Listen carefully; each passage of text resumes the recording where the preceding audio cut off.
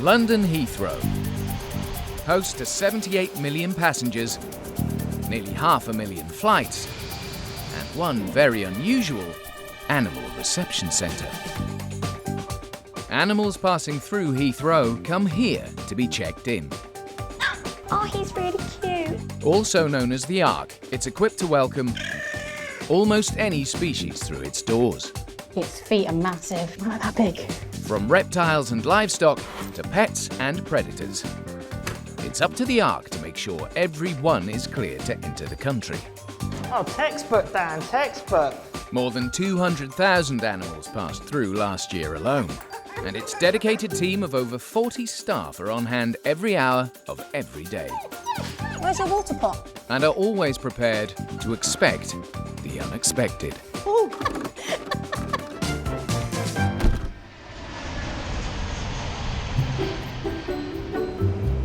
Today on Animal Airport, there's trouble with 2 rescue dogs from South Korea. Can I have a hand in dog quarantine, please? A delivery of 14 toucans gets the team in a flap. Ah! Look what you did! Then she lost her hand. And an unidentified stowaway keeps the staff guessing. It's got almost like a beak. Until we know what species it is, then we don't want to touch it.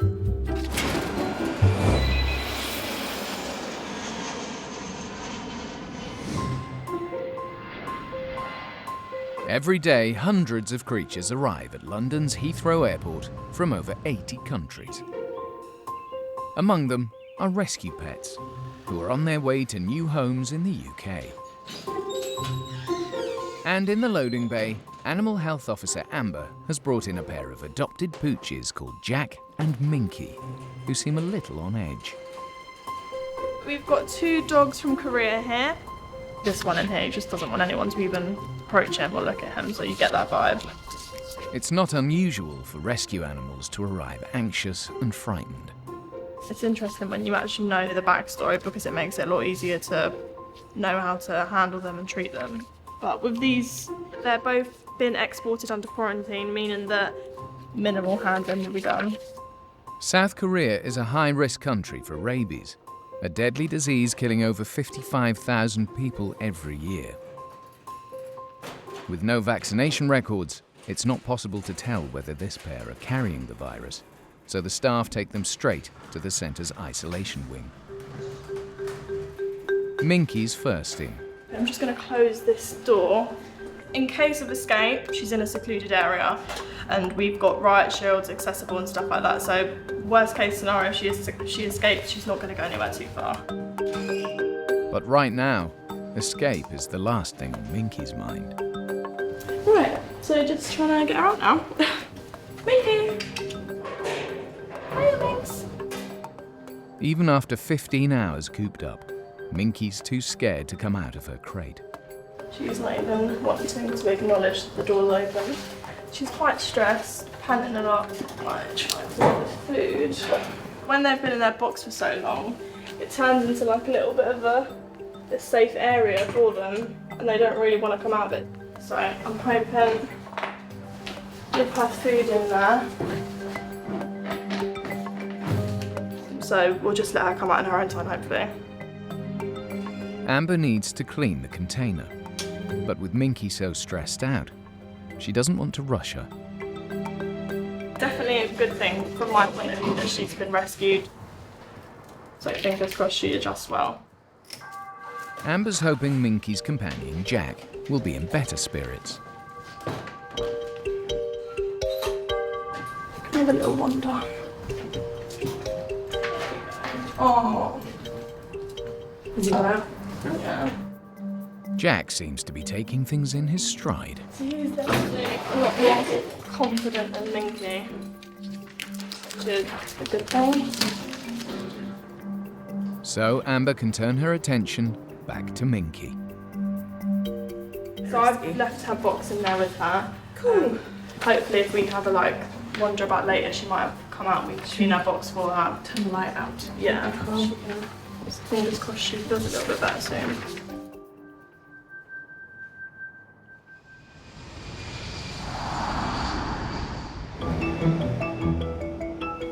The Animal Reception Centre is equipped to deal with any creature that comes through its doors.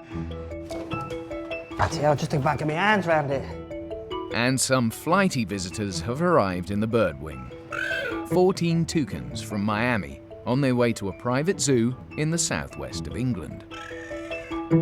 With 15 years' experience, it's Deputy Manager Ross who's first on the scene. So the first thing we need to do, obviously, they've been quite a long journey, so it's imperative we give them, obviously, some relevant food and water, etc. Ross sees this as an ideal training opportunity for some of the younger team members. Something like that, when it happens, you need to get as many of the animal attendant team involved. Some of them have never even seen that stuff before, so for some of them just to see it was good. Animal Health Officer Heather is already getting stuck in. Just cleaning out all the old mucky rubbish so we can give them a bit of fresh water and a bit of fresh food just for the rest of their journey. There's two different types. We've got Toco toucans and we've got some red-billed toucans. Both species are native to South America and the largest toucans on the planet. So me and Erin are just making sure that they've got enough food and they've got enough water. Hello, hi. But as Heather attempts to top up their food, one of the toucans gets the upper hand. Ah! You can't do that. Look what you did. Look, he went straight through it. And then she lost a hand. A toucan's beak has sharp saw-like edges, perfect for squashing fruit, lizards, smaller birds, and human fingers. He went straight for it. I don't want to do it again now. But Ross is determined that they make the most of this rare experience. Be confident. The last thing you want to go in there is being a bit hesitant, because you'll go in there, you'll stop, and next thing you know, the bird's flown off around the room. Right, try again. Hey, I just want to give you some dinner.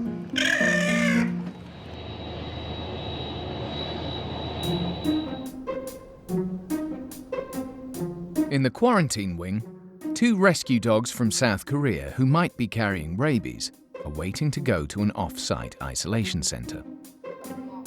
Supervisor Anna has just come on shift. Because they're going straight into quarantine, they are under the rabies order. Jack and Minky have been brought to the UK to be rehabilitated and rehomed. Minky is extremely wary of people, and Anna's got the difficult job of coaxing her out of her box. Come on, Minky. But with the risk of rabies, she needs to be careful. We don't want to do anything that was going to hurt us, obviously hurt the dog. It's been traumatic enough as it is. So I'm just going to push the box in slightly a little bit so we're more inside the kennel, and then just slowly lift the lid off. And that's the good thing with these plastic boxes. It can be easier to get a dog out. Okay, Minky, we're just going to push you forward. Don't lay down, I've got to get you out. Right, your roof's coming off. You're going to come out of there? You quite like it there, don't you? Or are you just scared? Yeah? You're going to come out? I know, steady, steady. Come on. But Minky still won't budge. Oh, sorry. Sorry, honey. Oh, Minky. Minky clearly likes her box. Okay, well maybe we'll leave her for 5 or 10 minutes or so. She looks very nervous and she does look very scared, but I guess that's kind of a natural reaction, really. The thing is, you just don't want to hurt them or do anything that's not nice, but the box is a little bit dirty from travelling as well. There is a bit of a smell coming in from there, so it could be a case that she might have gone to the toilet in a box on the way here, so. Next door, her travelling buddy Jack is settling in much better. He seems a little bit happier to be in the UK, at least with them being next to each other. She can hear him wandering up and down. Hopefully the smells and things will encourage her to know that she is kind of safe. But 15 minutes later, Minky is still hiding inside her soiled box. and Anna's called Amber back for some extra muscle. Right, we're going to try again, okay? Good girl, Minky. It's okay. Oh, Minky, there's nowhere for you to go. Oh, honey. Oh, steady, steady, steady, steady, steady, steady, steady. Good girl, good girl. There we go. She is out. Well done, Minky. Well, she's in her kennel at the minute having a sniff around. I guess she just needs to now try and work out her new territory and know that that's a safe place. Minky's made an important first step onto British soil, and she's that bit closer to being rehomed. Oh, bless her.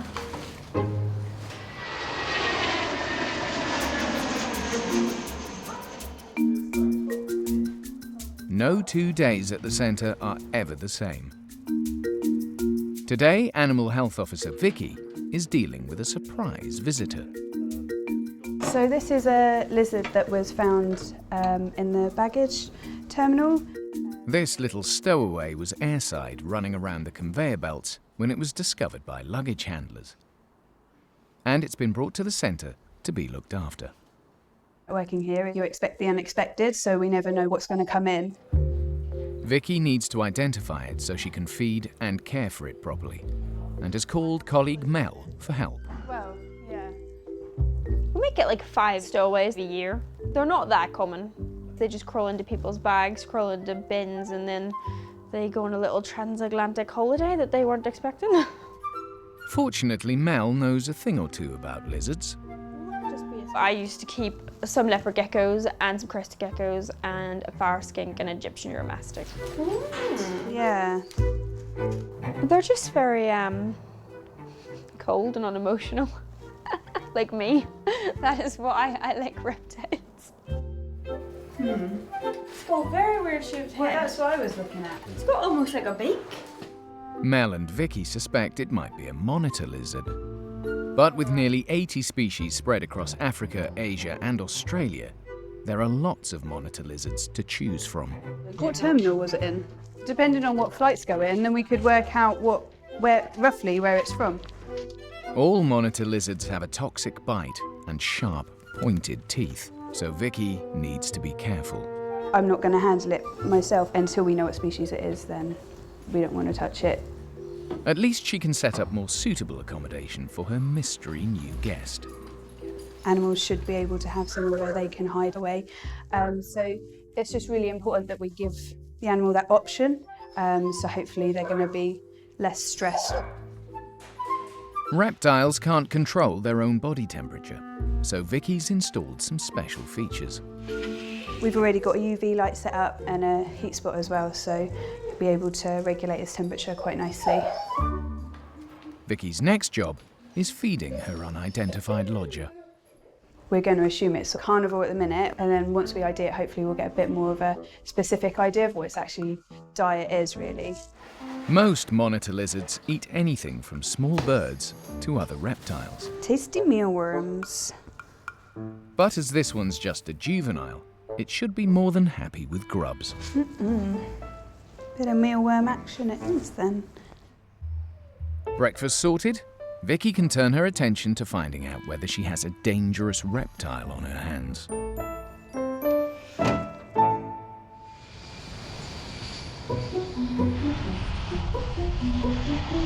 Heathrow Airport's Animal Reception Centre deals with hundreds of birds every year. Their latest arrivals are 14 toucans. Maybe tell me. The birds need to be checked by a government vet to ensure they're properly vaccinated and disease-free. That means Ross has to pick them up. No easy task when the birds have large serrated beaks that deliver a nasty bite. Due to the nature of the way the boxes were designed, the only way you could get the identification of the bird's being was to physically get it out of the box. Just keep it there, okay. These gloves are quite good. Whoa, yeah, whoa, buddy! The best way to do it without harming the birds is to first clamp their razor-sharp beaks shut. The quicker you can restrain the bird, show the vet, put it back in the box, the better for everybody involved. Sorry, mate. 2 boxes, I'm sorry. Whoa, whoa, whoa, whoa, whoa, what's that beak, man?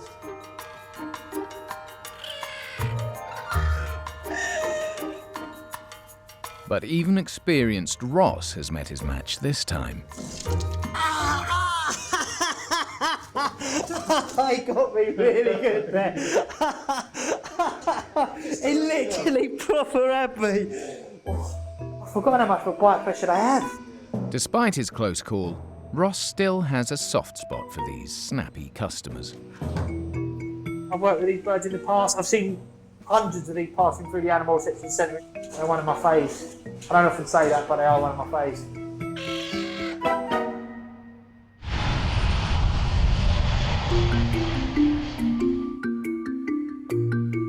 Dogs Jack and Minky have arrived in London after being rescued from South Korea.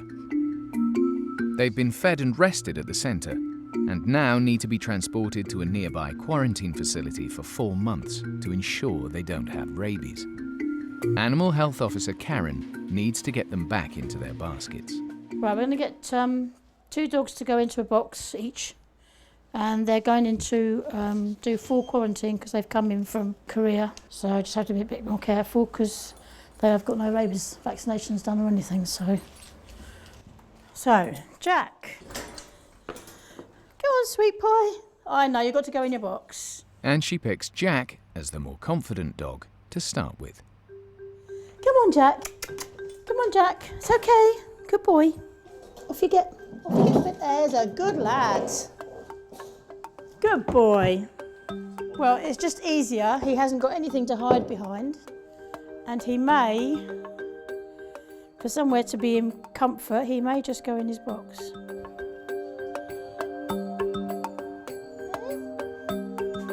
Good boy. Okay.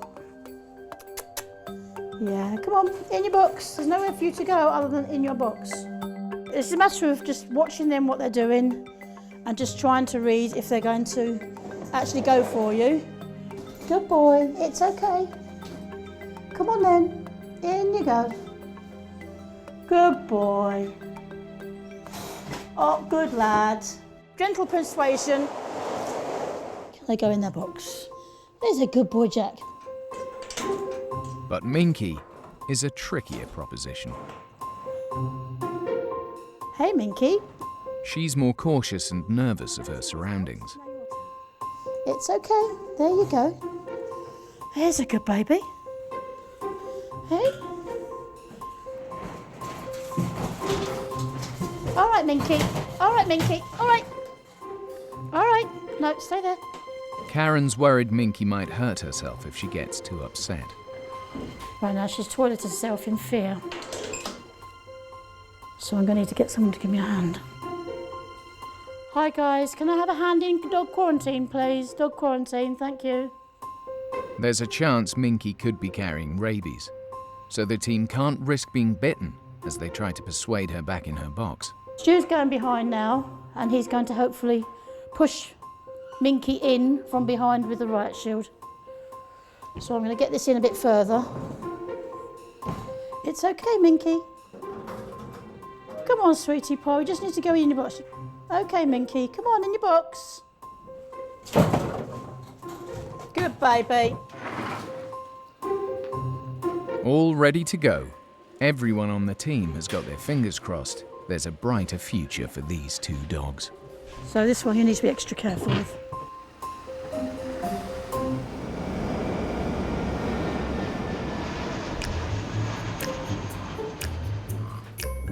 Animal Health Officer Vicky is trying to identify a young monitor lizard found in a luggage conveyor belt. It's just in the baggage terminal. So Terminal 4, that's Malaysian, China, Vietnam, Abu Dhabi. She needs to know the exact species to work out how to look after it properly. It's a bit of a needle in a haystack, especially when it's a juvenile animal, because there's not much about juvenile monitor lizards, so it's really quite difficult. We will have a quick Google. monitor lizards from A to Z. That sounds good, doesn't it? See how much colour variation do you go with? I think we're guessing Asian water monitor.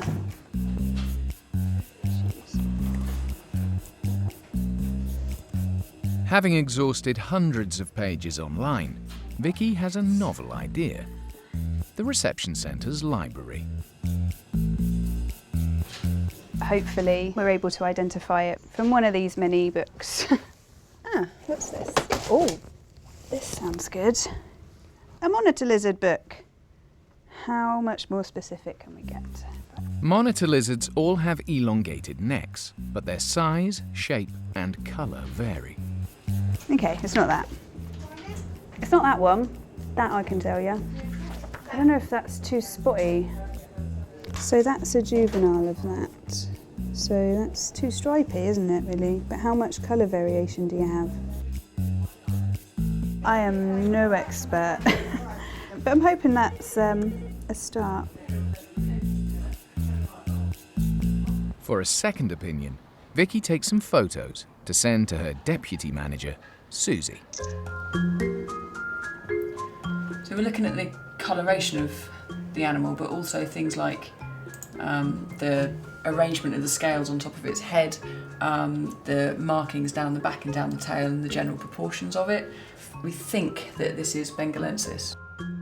Bengal monitor lizards are native to India and can grow to over 1.5 meters. The problem with them is that they're really variable when they're young, and this one isn't jumping out to us as one thing or another. But that's our best educated guess at the moment, yeah.